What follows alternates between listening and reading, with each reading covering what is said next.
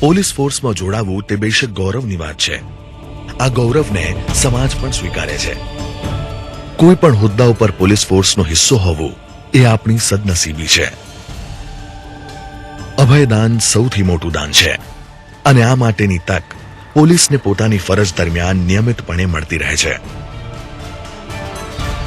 સમાજમાં શાંતિ પ્રવર્તે અને ગુનેગારોના મનમાં એક ડર સતત રહે તે માટે વર્તમાન સમયમાં પોલીસ વિભાગે અવારનવાર હાથ ધરવી પડે છે વાહન ચેકિંગ અને નાકાબંધીની કામગીરી. આ કામગીરી દરમિયાન આપણે કેટલીક ખાસ બાબતોનું ધ્યાન રાખીશું તો સફળતાની ટકાવારી અચૂક વધશે, ગુનેગારોના મગજમાં કાયદાની બીક વધશે, ગુનાઓનું પ્રમાણ ઘટશે, સમાજમાં શાંતિ સ્થપાશે અને સમાજ પણ એની સરાહના કરશે. વાહન ચેકિંગ અને નાકાબંધી સામાન્ય રીતે કેટલાક ખાસ પ્રકારના ગુનાઓ રોકવા કે ગુનેગારોને પકડવાના ઉદ્દેશ્યથી કરવામાં આવે છે, જેમ કે બેંક રોબરી, ચેઇન સ્નેચિંગ, દારૂ અને હથિયારોની હેરફેર,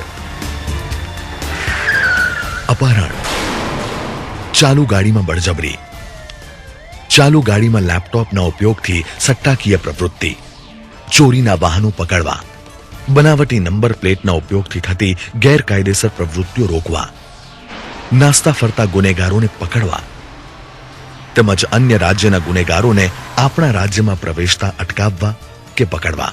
આ બધી ગુનાકીય પ્રવૃત્તિઓમાં ગુનેગારો સામાન્ય રીતે મોંઘી ગાડી વાપરતા હોય છે અને તેમની ઝડપ પણ પ્રમાણમાં વધારે હોય છે. આ પરિસ્થિતિમાં વાહન ચેકિંગ અને નાકાબંધી ખૂબ જ જરૂરી અને અસરકારક કામગીરી છે.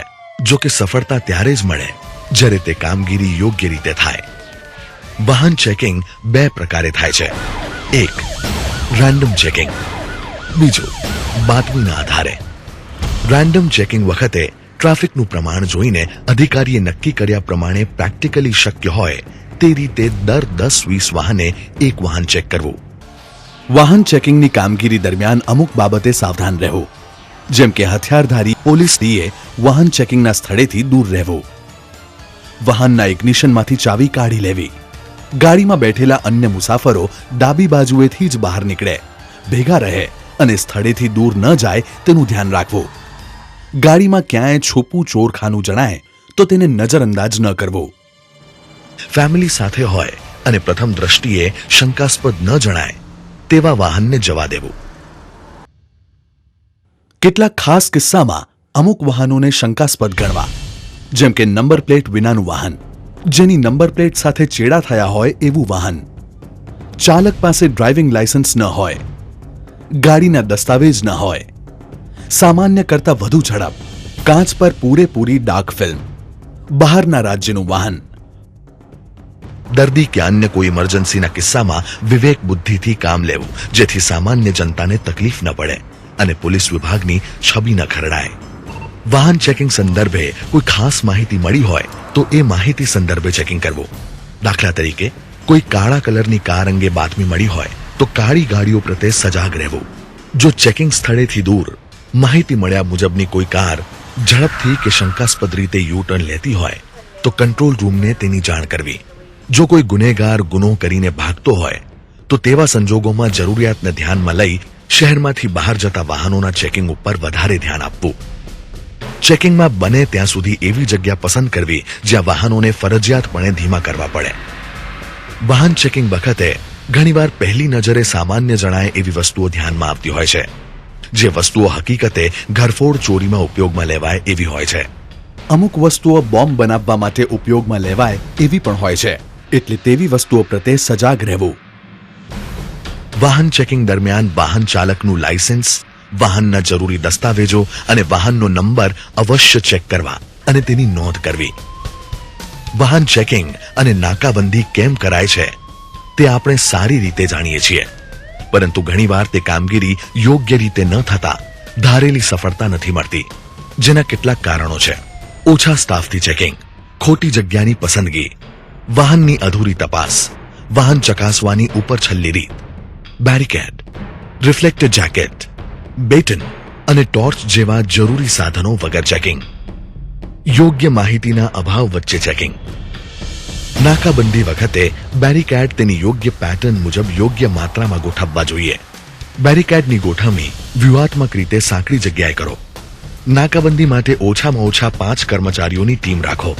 નાકાબંધી વખતે પોલીસ વિભાગે સૂચવેલી જરૂરી તમામ સાધન સામગ્રીનો ઉપયોગ કરો, જેમ કે રિફ્લેક્ટર જેકેટ, બેરિકેડ્સ, ડિટેલ્સ નોંધવા માટે રજિસ્ટર, વિસલ, લાકડી, બેટન, સર્ચ લાઇટ, હથકડી, રસ્સી, કમ્યુનિકેશન સિસ્ટમ, વાયરલેસ સેટ વગેરે. નાકાબંધીના સ્થળેથી થોડે દૂર વાહન ચેકિંગ ચાલુ છે એવું માહિતી દર્શક બોર્ડ અવશ્ય મૂકવું. વાહન ચેકિંગની કામગીરી માટે 5 કર્મચારીઓનું સ્થાન આ મુજબ હોવું જોઈએ. 1. ગાડી રોકે. 2. લાયસન્સ અને ગાડીના દસ્તાવેજ ચેક કરે. 3. લેગ સ્પેસ અને ડેકી ચેક કરે. 4. હથિયારધારી વાહનથી દૂર રહે. 5. ઇન્ચાર્જ દેખરેખ કરે. નાકાબંધી કરીને વાહન ચેક કરવાની કામગીરીમાં એક જણ ગાડી રોકે, બીજો વાહન ચાલકની નજીક જઈ લાયસન્સ, વાહનના જરૂરી દસ્તાવેજો ચેક કરે અને નંબર નોંધે. ત્રીજો પાછળની ડેકી અને લેગ સ્પેસ ચેક કરે. આ રીતે કામગીરી વહેંચીને કાર્ય કરવામાં આવે એ સલાહભર્યું છે. ચોથો કર્મચારી હથિયારધારી હોય તે પણ સાથી કર્મચારીઓની સલામતી માટે એટલું જ જરૂરી છે. 5મા ઇન્ચાર્જ કર્મચારીએ સમગ્ર કાર્યવાહી પર નજર રાખવી. આ પ્રકારે વાહન ચેકિંગ ચાલુ હોય ત્યારે દૂરથી કોઈ વાહન યુ ટર્ન લઈને છટકવાનો પ્રયત્ન કરે છે કે કેમ તે જોવાની જવાબદારી પણ ઇન્ચાર્જે સંભાળવી અને જરૂર જણાય તો કંટ્રોલ રૂમને જાણ કરવી. તે વાહનને સરળતાથી શોધી શકાય તે માટે તે કઈ કંપનીનું છે, કયા રંગનું છે, કયા સ્થળેથી કઈ દિશામાં ગયું વગેરે માહિતી કંટ્રોલ રૂમ અને આગળના પોઈન્ટને આપવી.